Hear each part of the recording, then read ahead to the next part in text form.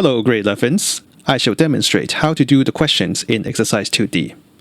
In question 1, to determine whether it is a function or not, we want to check that each x value only occurs at most once. So in the first question, notice that there are two instances of x being 8, but they map to a different output.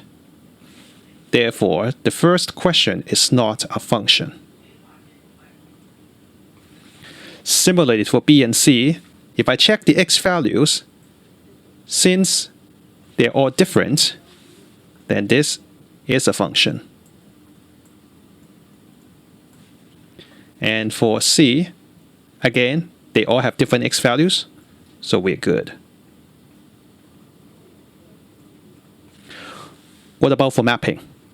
Now, for mapping here, we just need to check if there are multiple arrows that are coming out from a single x value. And right off the bat, when x is 3, it can give you either 1 or 6. So immediately, that is not a function.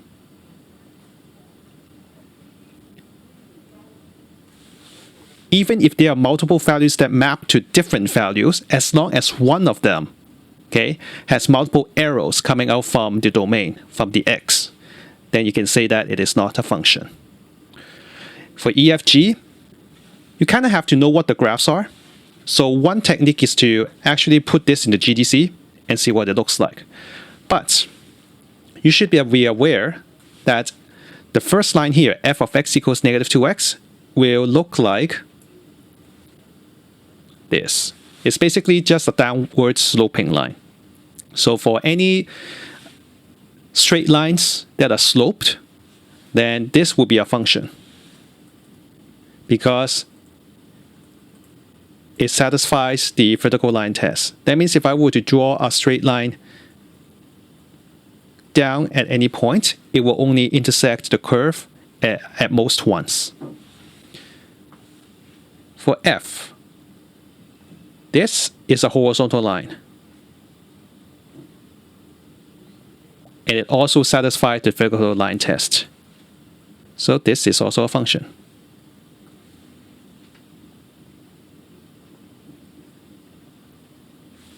Do you remember what x equals 3 looked like? This is a vertical line that passes through x equals 3. Well, obviously, that's why we call it x equals 3. Now here, this fails the vertical line test because at that particular line, at this line here, it crosses over infinitely many times. You can also think of it as, at x equals 3, I have different outputs. I could have y at 0, y at 1, y at 2, anything along the vertical line. So therefore, this is not a function.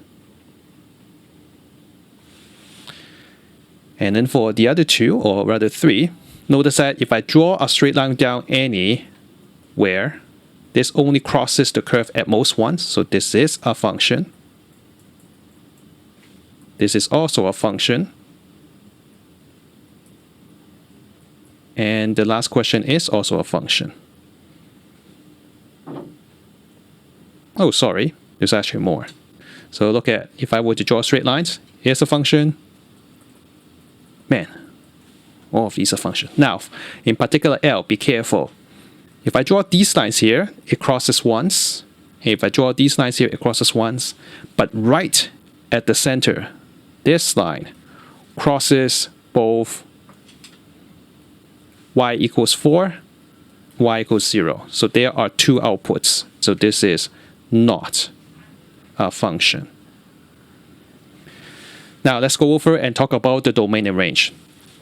The domain is just a set of all possible x's. So in A, the domain is just 6, 8, and 12. For any repeated elements, toss them away. You just have to write it down once. And then the range will be 1, 6, 4, minus 1. They don't have to be ordered, but if you're a bit fuzzy about it, you could order it like that. Okay, so for B, Again, domain, we'll just write -5, -2, 3, and the range will be 6, 4, and 14.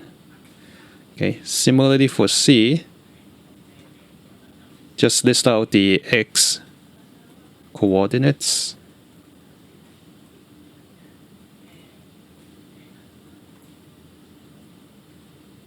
Okay, -8 is repeated, so I just write it down once. Now D. Now D is easy. This is domain, and this is the range.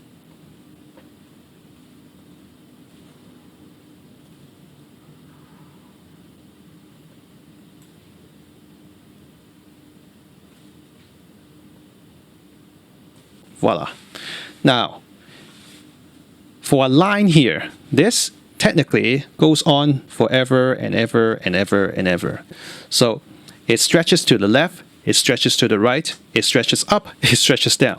For any linear equation, except for your vertical and horizontal lines, the domain and range will be all real numbers, as long as it's sloped, okay? If it's angled, then for sure it's going to be all real numbers for both domain and range. So there are a couple ways to write it. You can say x is in the reals. Likewise, you can actually spell it out and say x is all real numbers.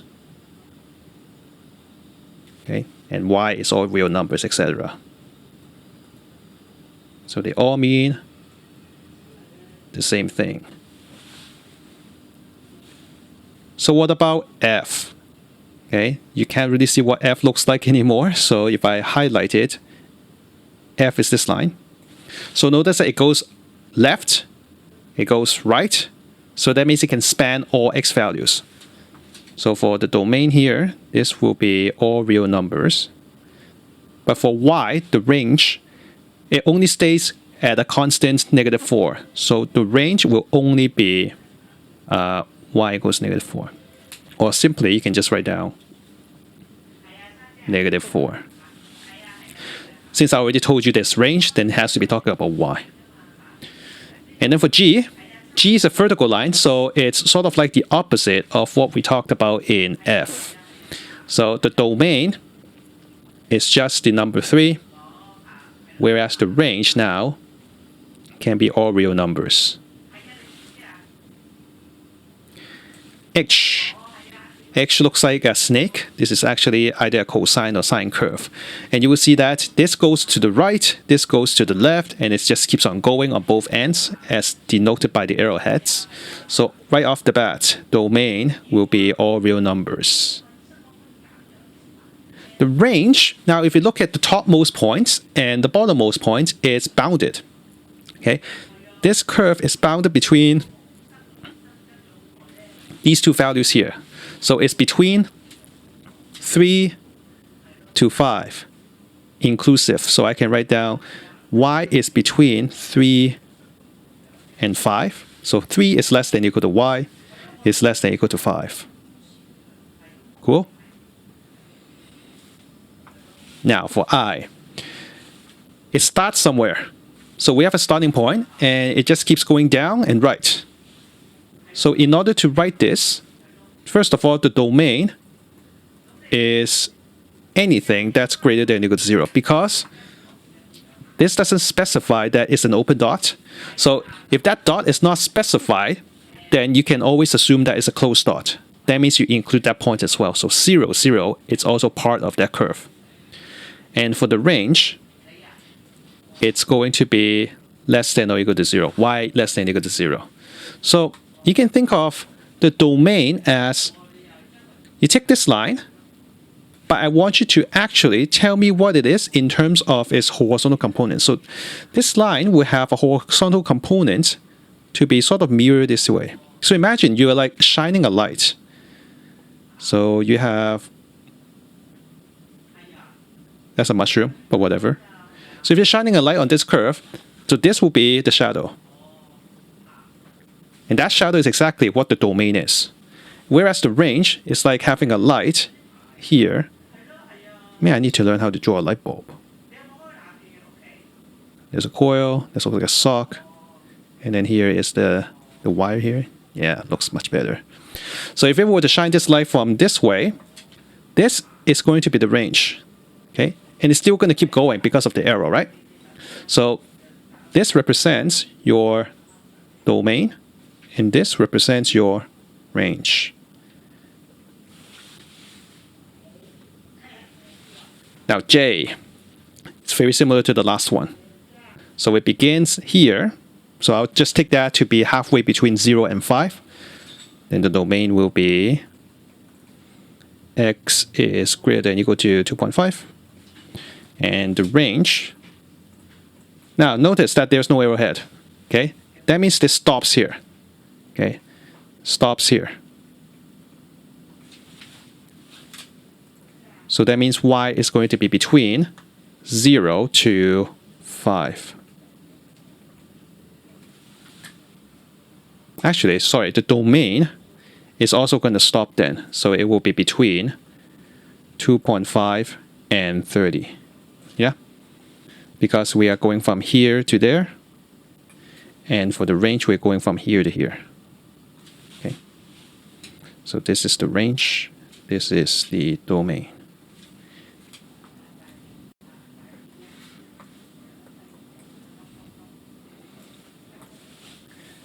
Now for K,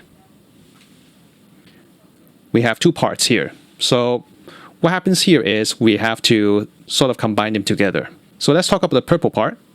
So purple part is anything that is less than, so if I do the domain, it will be this part for the purple and this for the green. Notice that I keep on going because the arrowhead continues forever here. Same as this direction. So the range here will be, well, they're actually common. They both begin from 3 and up. So if I combine these statements, I can write down the domain to be a few ways to do it. I'll do it in inequality. X is less than or equal to -1, or X is greater than or equal to 1. And if you want to use the interval notation, then you can write down X is from -infinity to -1 inclusive, joined by 1 to positive infinity. So either way is fine. And then the range, I would just write down y is greater than or equal to 3. And if you really want interval notation, then you can write it as follows. There you go. Notice that infinity is always going to be a round bracket because infinity does not stop. And it's not a number. And for the last one, let me erase this here so you can see it clearer. Now the domain, starting from the purple one, we go all the way to the left. But starting on the green arrow, we go all the way this way. So therefore, it covers all the real numbers. The range, however, has a starting point because we go, so this is the purple range. Purple range is 0 and up. The range for the green arrow is only 4, but when we combine them, so we always combine the range and the domain when we have pieces of curve on the same plot. So domain will just be all real numbers, and the range will be y greater than or equal to 0. Question 2, just use your GDC, so I'm going to skip that part. Please do know how to use your GDC to plot. Question 3 is open to actually a lot of solutions. For example, domain and range being all real numbers. We already looked at one such curve. It could be a straight line. It could also be cubic. It could also be, I don't know, you can make it up. Ooh. But as long as you have actually arrowheads here, that tells me that you're continuing on. Yeah. So you can have as many fancy curves as you like. And then same for B, C, and D, there could be multiple solutions. So for B, if the domain is all real numbers, but it goes 3 and upwards. Maybe just a quadratic is good enough, like this. Oop. This should be 3. It's a horrible curve. And for C, I would probably just draw a segment here. So 0 to 6, but not including 6, right? So that means at 6, I need to have an open dot, and it goes from -3 to +2. So I think a straight line is probably the easiest way. I start from -3, and then I want to end at +2. So I want to end at +2, begins at -3 on the y-axis. But in terms of domain, I want to start from 0, which I already did, and I want to end at 6. And if I join that, this doesn't have to be a line. This could be like a curve in between. Like you can actually just draw something like this. Okay, as long as you have a starting point at -3 and 0. Sorry, 0 and -3, and then going to 6 and 2. But the curve should not dip below -3, nor should it go beyond 2. And then C. So you want everything that's starting from 0 and bigger. So easiest way is to exclude 0 and just draw something that goes on forever. Like that. Now for question 4, consider the piecewise function. This, we will talk more about this later. So I'll just give you the solution for now. 4 looks like this. You need to sketch this first half, but based on starting 0 to 6. So if you scroll the whole line, it will look something like this. This is the y-intercept, and then the gradient is 1/3, so it may look like this. But I want to restrict it so that it's only between 0 to 6. So what I do is I chop off the line. I can't erase I have to erase the whole line, so unfortunate. Can I do it like this? So can you like erase this and erase this, and then we only want to keep this part here. And then similarly for -x plus 10, I might have a line that is, I need to elongate this. So I might have a line that goes like this. But then this is restricted to 6 and 10, right? So I don't want this part.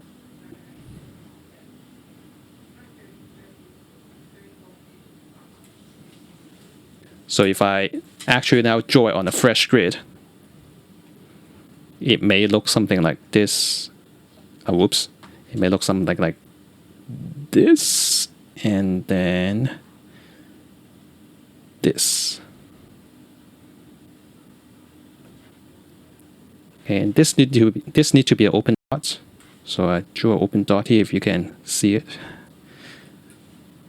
Does it go on forever? No, it stops at 10. So I would just restrict that to.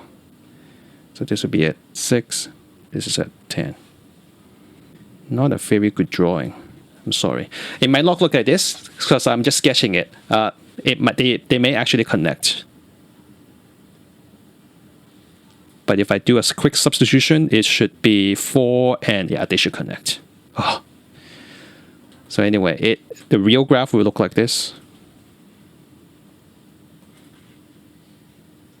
And then at 10, do you have exactly 0? Yes, you do.